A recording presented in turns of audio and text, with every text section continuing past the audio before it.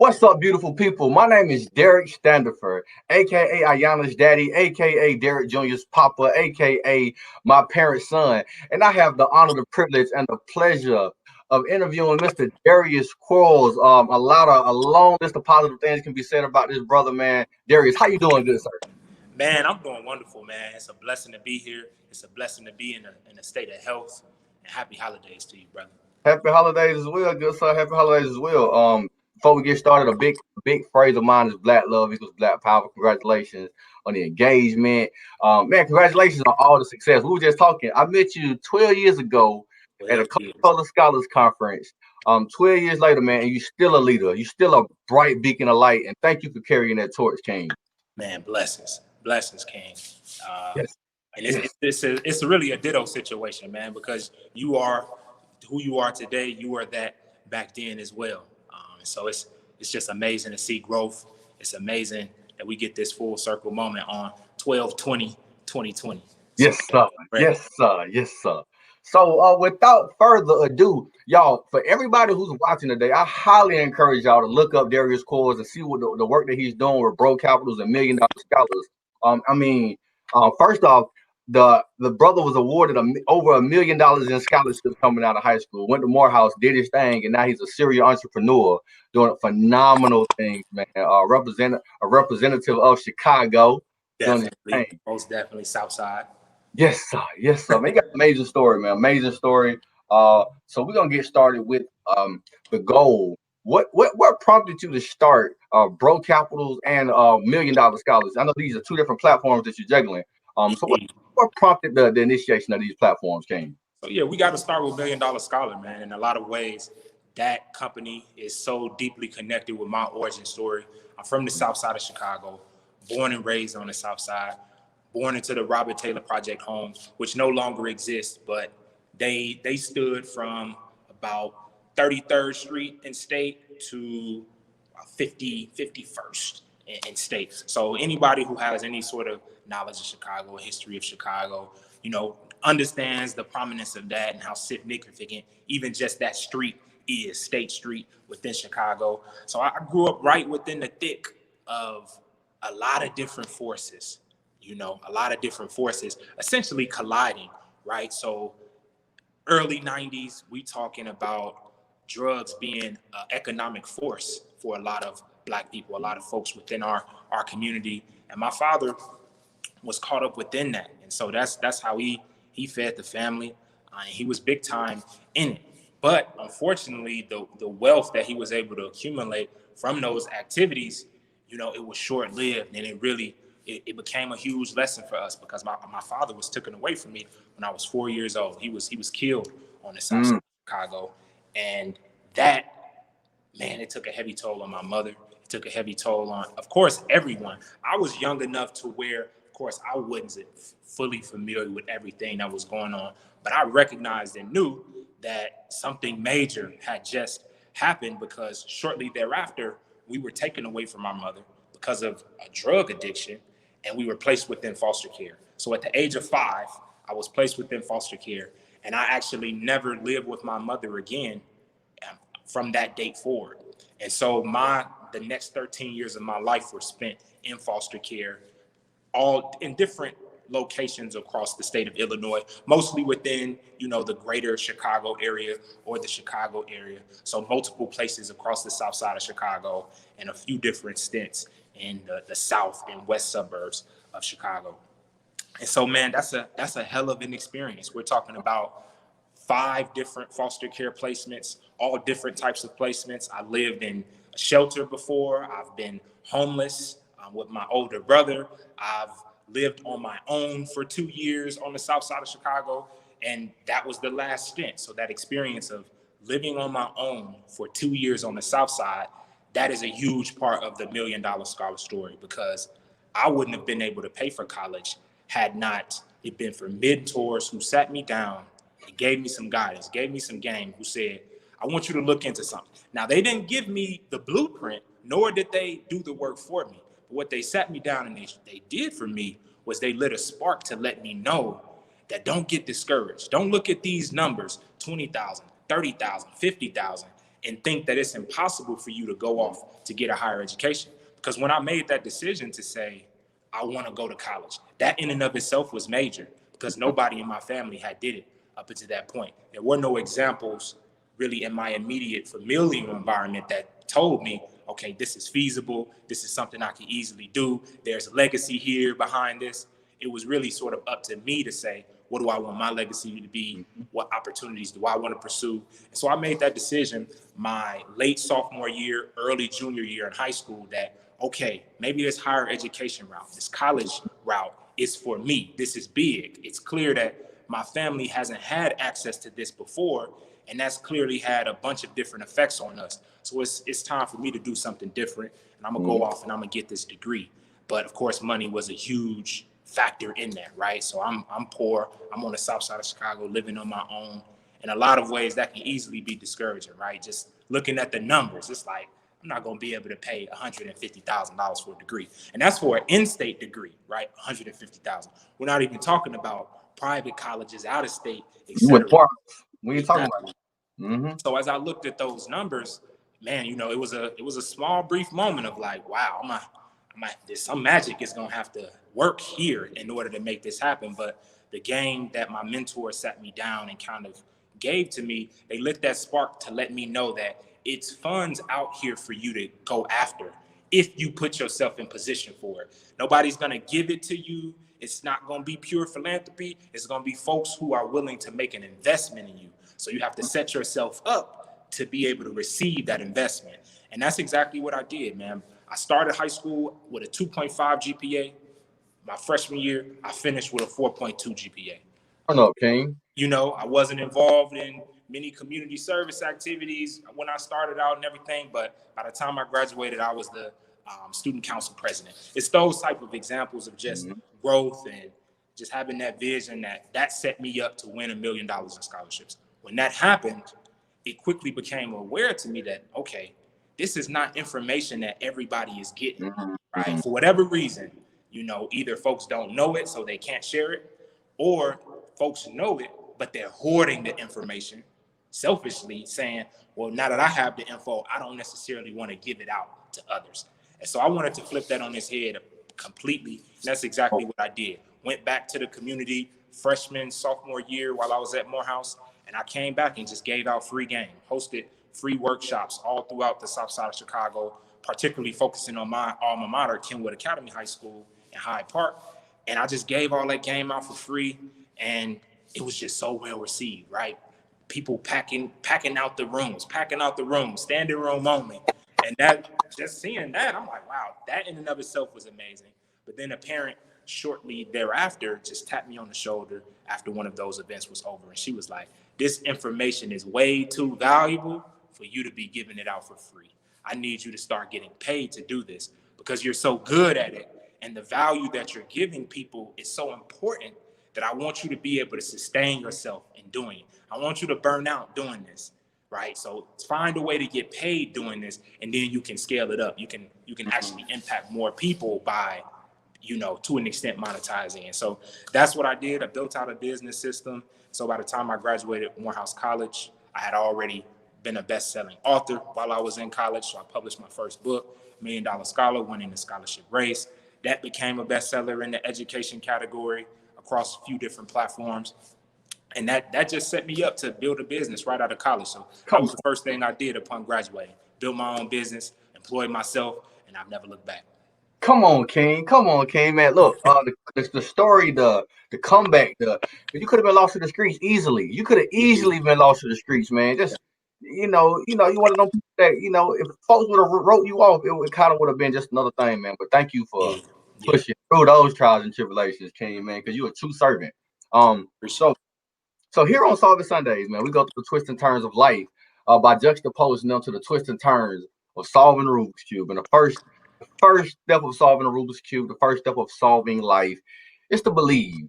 And just to develop that belief that you can make it up out of Chicago, with no mentors, no people in your immediate circle who've been to college, know about college. You was like, look, man, we got to pave a way for ourselves, man. So thank you for having that belief.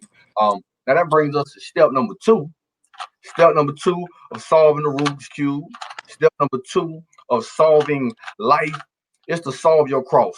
Solving your cross means to identify the strong reasons, the strong whys that will keep you pushing and fighting in this journey called life. Y'all see the cross? Cross resembles a plus sign. This plus sign will keep you charged up when your battery begins to get drained, and you will need that energy to keep you charged up. Like after going through your story, man, you need some type of push to keep you pushing. So, what's Right. the why? What are the reasons, man? Why you doing these, man? Why you doing the work that you're doing? Man, in a lot of ways, it's legacy. It always goes back to that same Kofa concept of, to really understand who you are, you got to look back. To move forward, you have to Mm-hmm. reach back. And so over these past 5 years, what I've been able to do significantly is just really think about my ancestral story, like who I was before I was who I was, and who are my people before they were who I knew them to be today.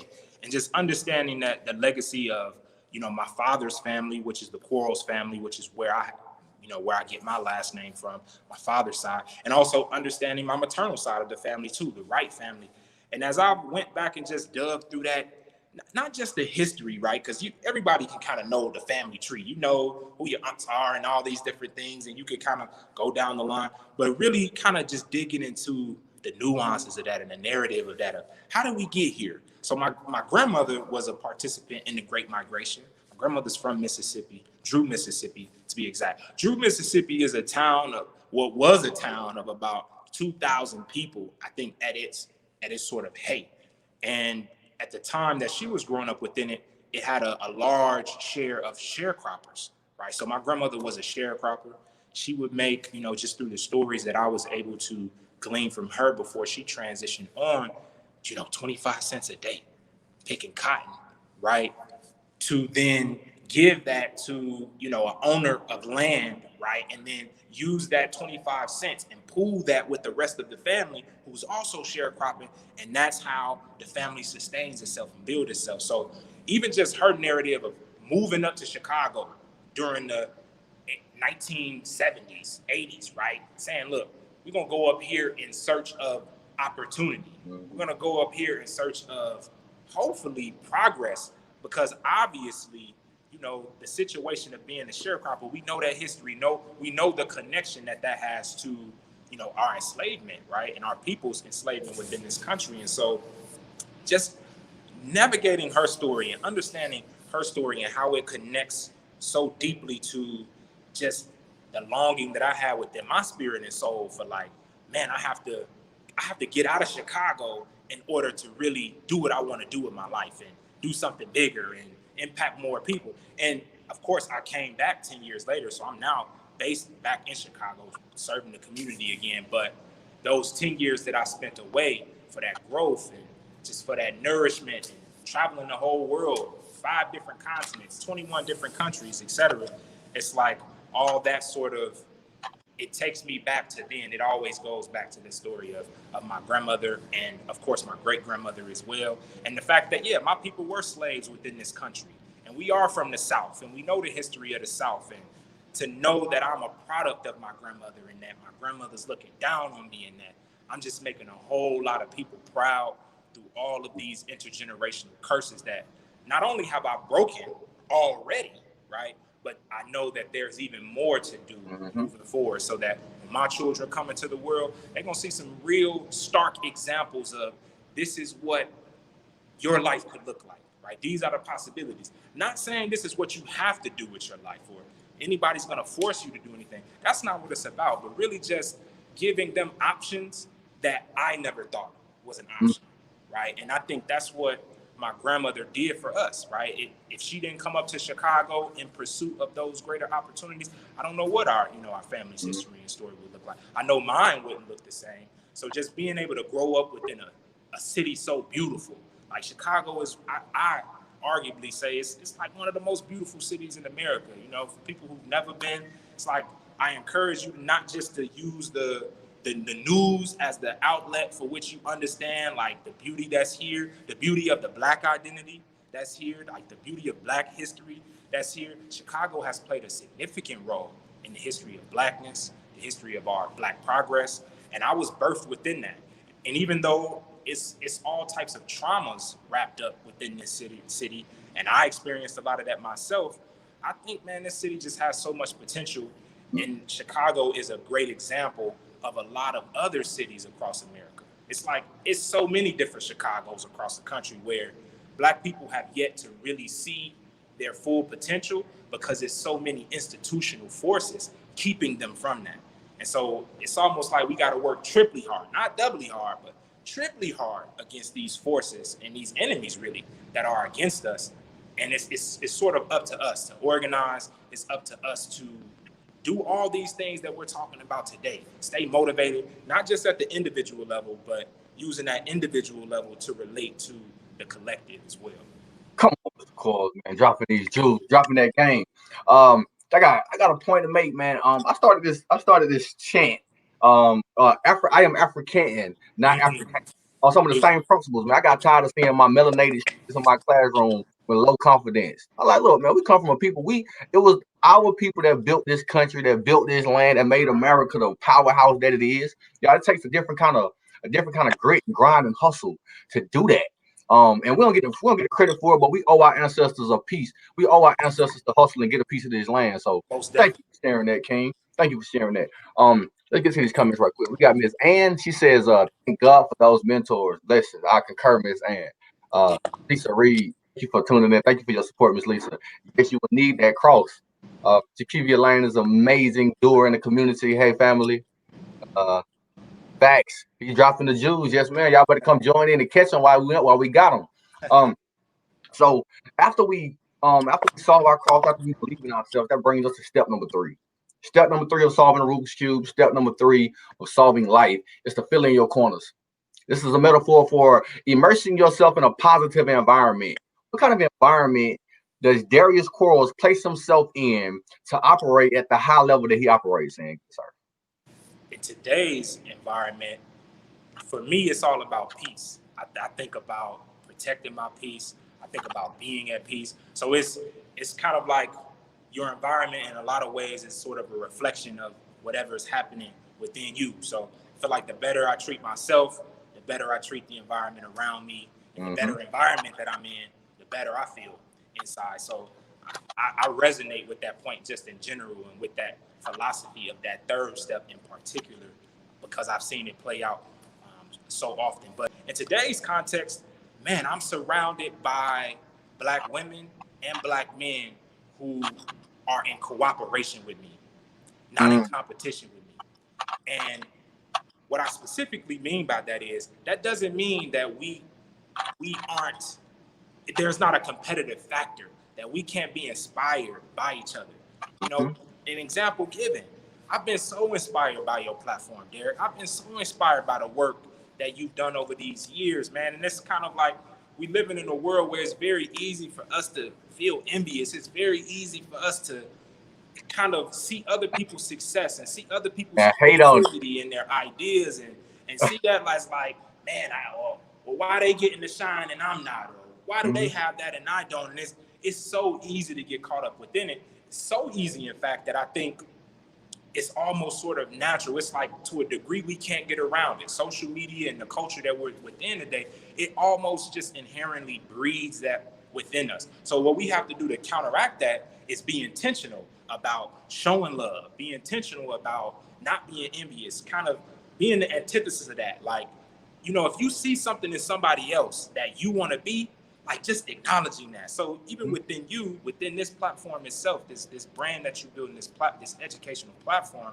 I am inspired by it. I see like I want to do similar things. I'm doing similar things. And so to the extent that we can just collaborate, cooperate, synergize, those are all like the key words and the buzzwords that go off for me. And I'm lucky and blessed to be surrounded by people who want, and I mean all across the country, right? Because we're living in this digitally connected world. Like it's possible for me to be connected with people from California to New York, right in the center of Chicago, Both ends of the country. who want to see me win. When I posted the news of the engagement, I was just so blessed to see how many different people were just inspired by that. How many different people just love the fact of seeing Black love and just That's embracing that, equals and Black how power. happy and joyful we felt. I could feel other people's joy And it's like in a world where so many of us are receiving hate, so many of us are people trying to dim our light. And one of the traumas that I've had to get over throughout my childhood is that as a black man, anytime that I've kept my shoulders high and raised my chest up and spoke eloquently and everything else, more often than not, that's been perceived by others as sort of a arrogance. Mm. I'm just so fascinated by how when black men do shape up and really get right and find a God within themselves and Uh-huh. start embracing with that, like why does that make so many other people feel like, they're less than, or that somebody's trying to pedestalize themselves? I really do think that we need to question that and problematize that and say there's a real stark difference between having a deep confidence in yourself, like revering yourself and loving yourself, and thinking that that makes you better than others. Right? It's very possible to say, I see the love in myself. I love myself so much that's what motivates me and encourages me to treat other people well. It's like, because Mhm. I know that that's how I want others to treat me. I'm going to treat myself how I want others to treat me. And so that, over the years, I've had to really question that, because generally when we receive critiques, particularly us as educators, we want to do what? Man, I want to sit back and analyze and like, what's the truth in there? Is there some truth there? Like, do I need to do some work? You always try to be self-reflective. But turning 30 this year, I really came to the realization that, man, a lot of that was projection. A lot of that Mm. was labels that people put on me. I've never been an arrogant human being. I've never been somebody who didn't care about others and sacrifice for others. Even when nobody taught me to do those things, that was just within me, right? Mhm. That's something that just God blessed me with. And just being able to embrace that, being able to, just lean into that and finally understand that it's okay for me as a black man to be confident. It's okay for black women to be confident. Mhm. And it's okay for them to speak up, and just it's okay for us as a black people as a whole to demand what we feel we deserve in this life, in this Bruh. world. And nobody should put us down for that. So that's the environment that I'm within today. It's one of empowerment. It's one of, I'm not going to let anybody feel like my light needs to be dim for them to shine brighter, right? And if as long as we step out into the world and we all are shining together as a people, it's like that only helps me. The brighter you shine, like I'm getting some of that light too. It's residual. It's coming off on me. So that's what I want to see for our people as a whole. Yes, sir. Yes, sir. Hey, man, it's so beautiful you said it because it's so true that within our own communities, when you recognize the God in you, or the kingship in you, or the queenship in you, when you recognize it, people perceive it as being arrogant, and it's not. We need a lot more people to step into their kingdom and their queendom. We need that. When we got younger people looking up at us, and we need, like, in your case, you got a whole new generation of young people who are now know an image of a black man, a serial entrepreneur black man. That's an image. I was telling people the other day, I had no idea that I could become a PhD student until I saw other folks who looked like me in a PhD program. It didn't even click. And now we got examples, and we don't need to knock these examples. It's okay for I can do my thing, you can do your thing, and it's all love. And we had like a steel sharpen steel type ordeal. Right, I see right, you, man. I met you at 18 years old. I was like, oh yeah, he gonna be a beast. We already know he gonna be a beast. It wasn't no, oh, he think he all that. No, it was he gonna be a beast. Let me keep up. That's the kind of mentality right, we have. right, I'm right, in a mastermind group, and I proudly proclaim that everybody in my mastermind group know more than me. mm, And that's not a. I mean, I'm confident in myself, but I pride myself in being around people who I can look up to or who doing their thing. I need a model after. Lead the breadcrumbs so I can figure out how to get to where you got to. And I ain't hating on you. I want to know. Lead the breadcrumbs, and we need to have more humbleness in our own selves, so we can sit here and pick up the breadcrumbs of people who doing their thing. Thank you for sharing that, King. man, bro. Jaquivia, she concurred with the same sentiments. Yes, cooperative and collective, not competitive. That's the one. Yes, sir. We ain't got to be in competition, man. We can all get it. Um, After we believe in ourselves, solve our cross, fill in our corners, that brings us to step four of solving Rubik's Cube, step four of solving life, and that's to take it to the next level. Taking it to the next level it means to continue to grow, to continue to get better. How do you become a better version of Derrius Quarles, man? How do you intake information to become a better version, to be a better servant? In today's context, I'll start off with the history, I think, of 20 years old to 30, kind of that decade, right? We kind of reflecting back on this decade moving into 2021. I think the past 10 years, travel has been a big source of growth and inspiration for me. And I know we're in a position where we can't do a tremendous amount of that now, but for anybody watching who's still at that point in their life where they're like, man, I haven't traveled outside of my city before. I haven't traveled Mm, outside of my state before. I haven't traveled outside of my country. I just encourage you that when this COVID-19 thing does calm down and we're at a state where it's safe, it's more safe for us to travel internationally, to take that first experience. And particularly for all of, the African folks watching, the Black people, right? Take that trip to Africa, take that trip back to the motherland. And it doesn't matter where within the motherland you go, whether you go to North Africa, South Africa, West Africa, East Africa. My first trip was to West Africa, and I think that's of extreme significance considering the history of West we Africa got here, through, yeah. the diaspora as a whole. And man, just how transformative that trip was. I ended up connecting and building bond with my now co-founder in many of the business ventures that I'm involved in, who was also a Morehouse brother. And we're now, I feel like blood brothers, real brothers to that blood and bone level, because we've just been through so much over these past 10 years of starting, growing, scaling business ventures, and doing it with a social conscience, right? Doing all of our businesses in one way or another impact the lives of others in a very real way. It's not an indirect way. It's a directly, we are shifting lives. We are changing lives through the work that we do. So with Million Dollar Scholar, it's a platform, an education platform to assist high school students in learning how to get the funding that they need to seek higher education. We know how important that is today when students are going into mounds and mounds and mounds of debt just to receive a degree. We need to create more resources and more outlets for students to learn what they need to know before they graduate to go to school for free, And particularly ignorance for should black not. students. We Yes, sir. need them to be able to go to school for free. And until the Hmm. government steps in and does its job to make higher education more economically accessible to everybody, until that day happens, we have to fill in those gaps, right? We have to create resources for ourselves to empower ourselves in that way. With Bro Capital, which is the company that really emerged out of the experience of building Million Dollar Scholar, where we found so much racism within the business world. We found so much racism within corporate America, within this world of venture capital. We realized that, wow, the decks are so stacked against us when it comes to acquiring financial capital to build the enterprises that we want to build within our community. Only 1% of the venture capital that's raised per year on average goes to Black founders, Black entrepreneurs. 1%.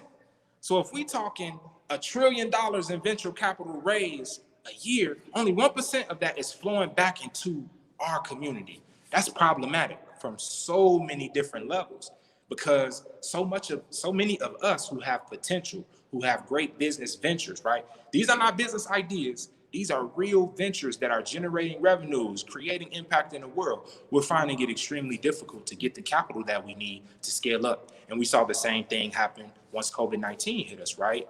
Where when that PPP funding came and the government outlaid that money and that was supposed to go out to everybody in an equitable fashion, we saw the level of inequity that was within that, right? We saw the level of just disparity where so many of these white-owned firms, white-owned and operated firms, were able to swoop in and immediately get access to that money. And then our people were sort of an afterthought. They had to then try to create specific policies to make sure that we at least got a sliver of the money, just a sliver of it. And so the venture capital world sort of is representative of what happened with the stimulus relief money that recently came out from the government. It's like it's a real trickle down type of thing where things only trickle down to us. There really are no capital flows. There's no rivers. There's no lakes that we can go to. There's no oceans that we can go to that we can really drink from when it comes to financial capital. So we wanted to do something to change that. So myself and two other Black men got together and we started studying the economic history of Black people within the country. We started looking at research and we identified that there's a specific gap for Black men within this country.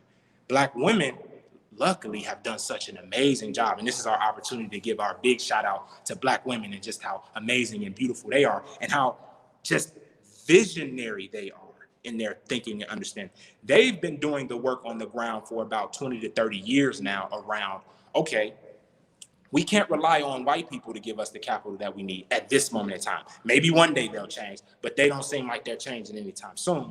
So what do we need to do? We need to collectivize. Black women, we're going to come together and support other Black women. So we're going to create our networks. We're going to create our organizations to specifically support each other, get capital and resources to each other. When we looked on the back end of that, we saw that us as Black men, we aren't doing as good a job at that.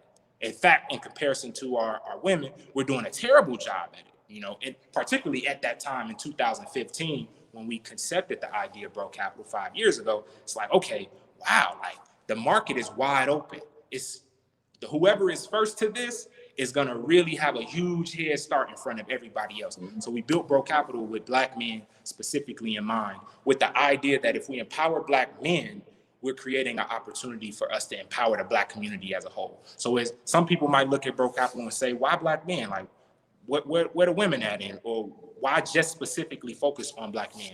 And the answer to that is Black men have a dearth of resources right now, right? There isn't as much programming. There aren't as many organizations that are specifically dedicated to the economic empowerment of Black men. Now, we have our fraternal organizations who do an amazing job at what they do. We have some government type of programs like My Brother's Keeper, but none of those are specifically dedicated to the economic empowerment, the financial wellness, as we call it, of Black men. And so we wanted to do something to change that. So Bro Capital has created a platform, a technology platform, and a financial services community for Black men to come together, pool their money, and then collectively invest that money together. So every 2 weeks, it's hundreds of Black men across the country right now who are putting $50 together into a collective pool. So $50 every 2 weeks into a collective pool, $100 a month, $1,200 a year, if you calculate that out. And we're then collectively managing that money. Over the past 4 years, we've been able to put together 5 figures worth of capital, and we're already investing that money and really creating a model for us to scale this up. So we have Black men all across the country and internationally as well, because we looking to target Black men across the entire diaspora, not just America, to rethink the financial services marketplace and to rethink what banking could look like. Because as it stands right now, we give all this money to the JP Morgan Chases of the world. We give all this money to Bank of America, but they don't land in our communities. We spend our money with them, but they don't recycle the dollars back. So the work that our brother out of Atlanta is doing with Greenwood Bank, right? That is like a great example of, we need some Black-owned institutions. We need some Black-operated institutions that have a specific vision in mind for how we're going to help the Black community financially. So that's pretty much what Bro Capital is, but we're doing it from a much more, I think, grassroots level, much more technology-driven level, and it's very accessible for our people as well. We tried to create something that was not, only had the person who was like middle class or high middle class in mind. Like it's sort of a luxury good in the brand and the ethos of it, but in terms of the accessibility of it, it's for everyone. Accessible. Man, Miss Lane, thank you for echoing my sentiments. It's powerful, man. We love it, bro. It's amazing when you see people who see a problem and they don't just talk about the problem. You hear it all the time. Black men ain't this. Black young boys need this. Then we got a young man right here doing his thing by going out there and being the change that he wants to see in the world. Okay, cool. We got an issue with that man raising money, and we're gonna create our own platform for it. We got a level of ignorance. Our young African American students don't know about scholarship opportunities. We're gonna sit here and we got a solution for it. Man, y'all brothers, please, check out Derrius Quarles and the work that he's doing in the community, in the nation, and internationally, man. This is amazing to see what you're doing and the hustle that you got going on, King. Thank you. Blessings. So the fifth and the final step of solving the Rubik's Cube, the fifth and the final step of solving life is to see the bigger picture. Seeing the bigger picture simply means to keep your commitment to your commitments. I think that's the number one rule of success.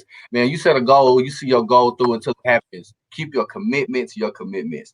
So Mr. Quarles, on this journey, coming the individual that you are, man, the mogul that you are, New York Times, I think it was New York Times called you a financial prodigy. Yeah, yeah. That's a high praise, King. That's a high praise. So, what kind of obstacles have you had to endure to reach the level of success that you have now, sir?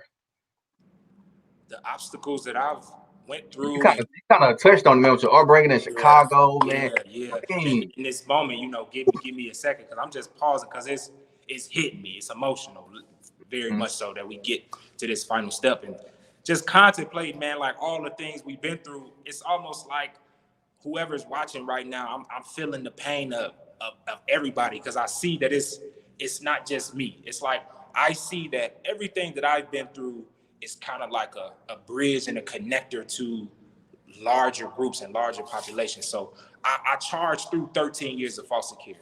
That makes me think about the fact that Black children represent the largest proportion of foster youth across the country in America, right? So 2 out of every 5 foster youth are black youth.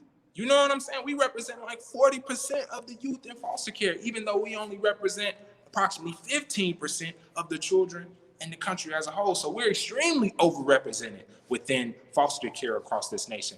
That's a problem that doesn't even get the type of light that it deserves. Even if you think of like the policy platforms that we just saw for the presidential campaign, like how far on that list was like thinking about the overrepresentation of Black youth within foster care?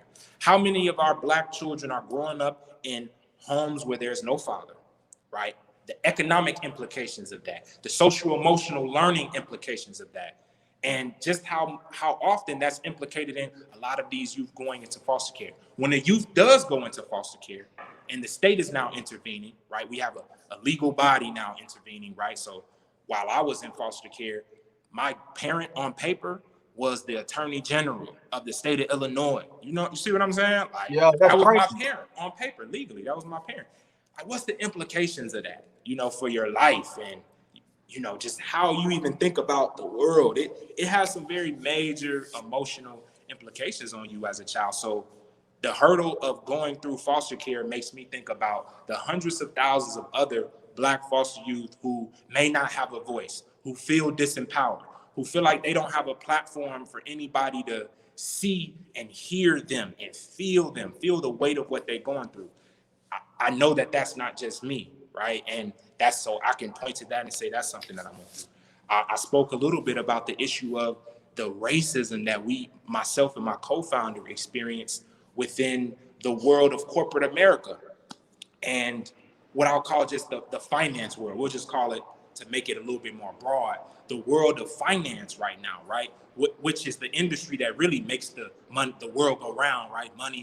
Makes the Mhm. world go round. It's the industry of finance that's interconnected with everything else. It's interconnected with our education system. It's interconnected with our legal system. It's interconnected with our political system. It's interconnected with everything. Even this platform we're on right now, this technology companies, right? They're they're all in the bed with the industry of finance. So if we're going to think about the future and how we advance, finance is an industry that needs to be on all of our minds. Even if you're an educator, still finance should be on your mind. If you are a lawyer and you are representing folks in the world, representing disenfranchised folks, you need to be thinking about finance. And the list sort of just goes on from there. Even the conversation around criminal justice reform, right? And ending cash bail. That's a conversation about finance, Mhm. right? Ending cash bail. What are the economic implications of cash bail? When we get arrested, even if it's for something we didn't do, we can't put up bail. And then that has all these types of reverberations throughout our life. So the finance system is implicated in that as well. So I think about that racism that we experienced, man, and how we didn't look at that as something that was going to stop us, right? We were always just on our toes, on our feet, just thinking about, okay, how are we going to build something, create something that can get around this, right? If they're not going to give us a seat at the table, we might have to really build our own table from the ground up. Or if they do give us a seat at the table, but they're not going to hear us, what's the other route to get around those things? So those are a few of the things that come to mind, but I also know that that's not a story that's exclusive to myself and Ras Hassan, co-founder at Bro Capital. Man, Black people all across the country are experiencing that right now. We have small businesses, or we have medium-sized enterprises where we're doing millions of dollars in revenue or hundreds of thousands of dollars in revenue, but we still can't go to our local bank where we have deposits on our account. We have money there, but we can't get a loan there. We have money there, but you can't get a mortgage there, right? Just those institutional issues, right? It's no simple answer to how we solve that. It's not just a snap of the finger. It's we have to rethink and we have to challenge entire systems, entire institutions, and just the thinking that has been built up over hundreds of years now, right? So when you think about a JP Morgan and Chase, that company has been around since the late 1800s. Early 1900s. So the policies that are on hand at an organization like that, those weren't policies that were created yesterday. We're dealing with historical artifacts. We're dealing with founder effects. The founders of these organizations thought a certain way. Mentality Built is the still present. organization up to be a It's certain still way. in the DNA. Exactly. So we have to challenge that. We have to be honest about, okay, here's where they might have been right, and here's where they might have been visionary, but here's where they might have been totally wrong, and how their thinking might have been regressive in one way or another. And so those are a few of the things that come to mind, and I recognize that those are collective challenges. I might be going through them in my own individual life, but it's so many other, whether it be millions of other Black people or hundreds of thousands of other Black people who are going through the same thing. And so, those experiences are sort of testament to the collective experience that we're having. Man, this is on my heart, man. I just want to share with everybody who's watching. I just watched a movie this year called The Banker, and it created a lot of interest. And what you're talking about, man, the obstacles of getting bank loans and mortgages, and what we spend our money, what we got our money deposited in savings accounts. We definitely need to be able to hold them accountable so we can sit here and access their funds. Because we're talking about crime rates, man. If you open up a pool of cash flow to entrepreneurs or potential entrepreneurs, man, the crime rate gonna drop. It's common sense. You give Black folks access to funds to start their own companies. It's like we get called lazy all the time, right? Lazy, don't want to work. Man, who built the country? It took 400 years to build America, and y'all didn't build it. So how you gonna call somebody lazy? And then now, all we do is ask for a little assistance to get ourselves on our feet, right? It's not given, and we got people right like you, man, who's saying, okay, cool, y'all gonna give the assistance. We'll create our own assistance, and we'll provide assistance to other people. So, man, it's a beautiful thing to see you grinding and what you're doing. Man, Karen is man, a fan of yours, brother. Just like a fan of yours, man. They've been praising King. Mr. Quarles. So we reached the fifth and the final step of solving the Rubik's Cube. Fifth and the final step is to see the bigger picture, and we have officially solved our Rubik's Cube, King. Beautiful. Appreciate you for solving that on our behalf. Yes, sir. Yes, sir. Yes, sir. So, man, while we got a person of your caliber on, we got to take full advantage. Are there any lasting words that you would like to leave before you sit here and continue being the change in the world? Man, I know you got a busy schedule. You got to get back to the grind. But any lasting words that you want to leave with us before you deviate, King? Yeah, I want to offer up to anybody listening. I'll give you a few call to actions in terms of where you can find me. You want to learn more about the work that I'm doing, more about myself and the advocacy. You can definitely go to my personal website, www.derriusquarles.com, as it's spelled, on the screen. If you want to learn more about Million Dollar Scholar, you can go to www.milliondolarscholar.com. If you want to learn more about Bro Capital, www.brocapital.com. Bro Capital is spelled BREAUX capital.com. So BREAUX capital.com. So now that I got that away, shameless plugs on that. I had the chance to do a month-long visit to Malaysia last year, 2019. So this is like August 2019. And I wrote, produced, and created a video series talking about business. And the title of the series was We Should All Be Entrepreneurs. And it's sort of similar to, your educational vision of life is like a Rubik's Cube, where you're saying that even if you never thought you could solve a Rubik's Cube, even if you thought that was something that's just like, oh, that's for other people, that's like how is a Rubik's Cube relevant to anything that I'm trying to do? Showing folks the connection between something that could seem so, you know, nebulous, and showing that no, this could be relevant to you if you make it. It was a series kind of exploring that same concept, but from a standpoint of business ownership, standpoint of entrepreneurship. I think one of the things that keeps a lot of people from ever being interested in business is just that mental block of, man, I like what I'm doing now. I like what I got. I have a great job. I have everything I need. Why would I want to, you Get know, comfortable. branch off? Why would I'm already focused. Why would I do something else that's gonna like make me lose that focus? And my vision was that everybody should be entrepreneurial. It's not so much everybody needs to be a full-time business owner. Everybody needs to be a serial entrepreneur. But you can learn from the stories of serial entrepreneurs and those who've created multiple businesses to see that it's just an inherent value that you're going to unlock when you have something of your own. When you have something that you have built that has your name on it. When people say, who built that? Who founded that? It'll be like, you did it. I did this. Like I concepted this from idea to execution. It was me. It's some just inherent value that you're going to unlock from having that. Even if it makes little to no money, or even if it does make a tremendous amount of money, you'll just get that value. And so I published that series, you know, in late 2019. And this was I in that series, I talked about why we should all be thinking in this manner, because I was like, the world is going to look very different in the next 10 years. So this was 2019, and I'm sort of talking about what the world looks like between 2019 and 2029.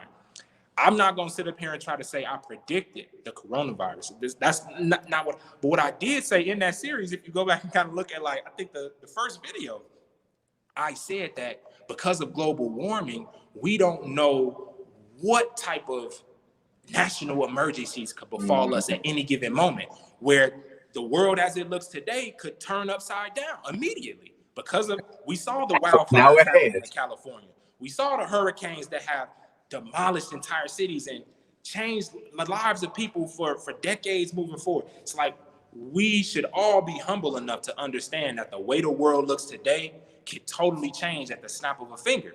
Economically, you don't want to put yourself in position to be dependent on corporations for your livelihood, because more often than not, when you least expect it, they will disappoint you. And then coronavirus happened. And what's happened that shortly thereafter? We heard all of these reports of what? Companies downsizing, companies laying folks off.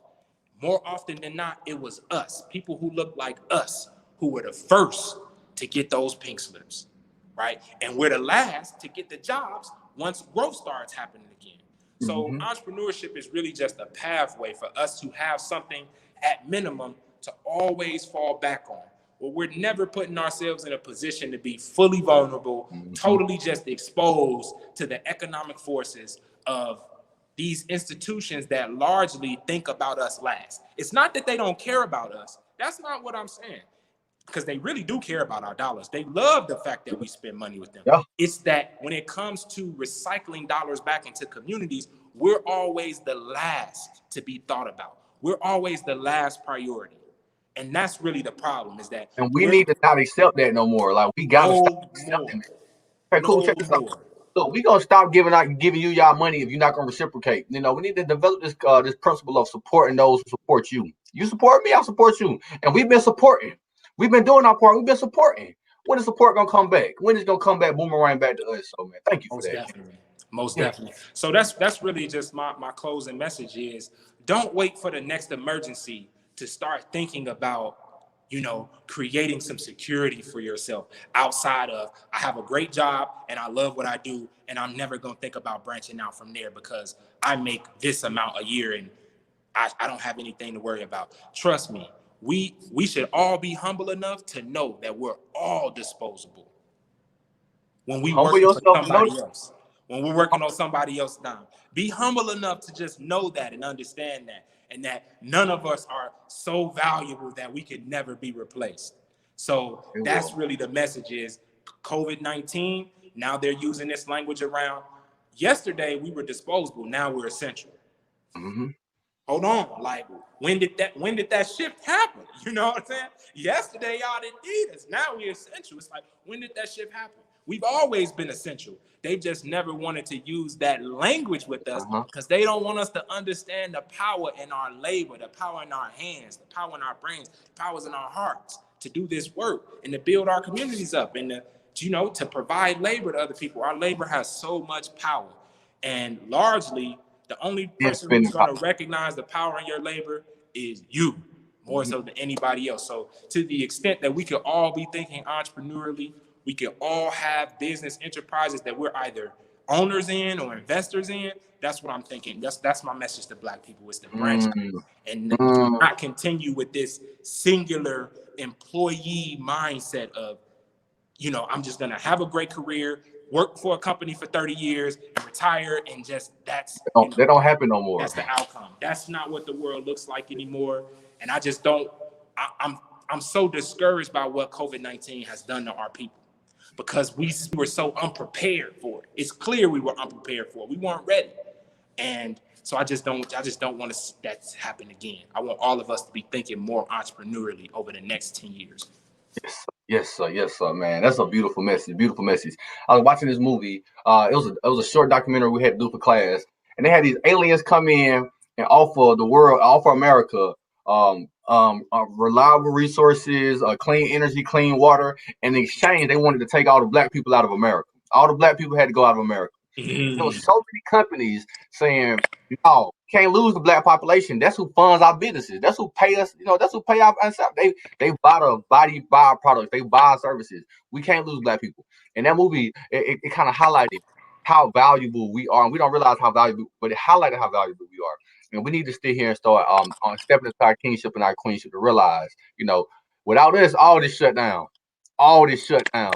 Get to Miss Candace. I had a mentor that instilled in me who was responsible for creating jobs for our children. This question is very relevant to this discussion. Good man, Candace. Thank you for that. Thank you for your endless years of support. But we need to be responsible for making sure that our people are taken care of. Like you say, when you're depending on somebody else, and we're in this time right now. Jobs are being cut and replaced by computers and artificial intelligence Speak and on it, brother. factories, and 100 years ago, man, job. Well, you see in Walmart, they got self checkout lines now. That means they cutting the cashiers out. They had telephone operators. We don't need those services anymore. And we need to figure out how to make the adaptations to make sure that we not cut out of the economic race for our Yeah. security and our viability. So for those of y'all watching, I present Mr. Derrius Quarles, a beast, a prodigy in our time, man. I posted the links to Bro Capital, Million Dollar Scholar, and DerriusQuarles.com. Please check out his work. Please invest in the platform that he's working on, man. He's a true servant. Y'all be great like the lakes. Be blessed like a sneeze. And thank y'all for watching, y'all. Be great. Darius, stay on right quick, King. Yeah.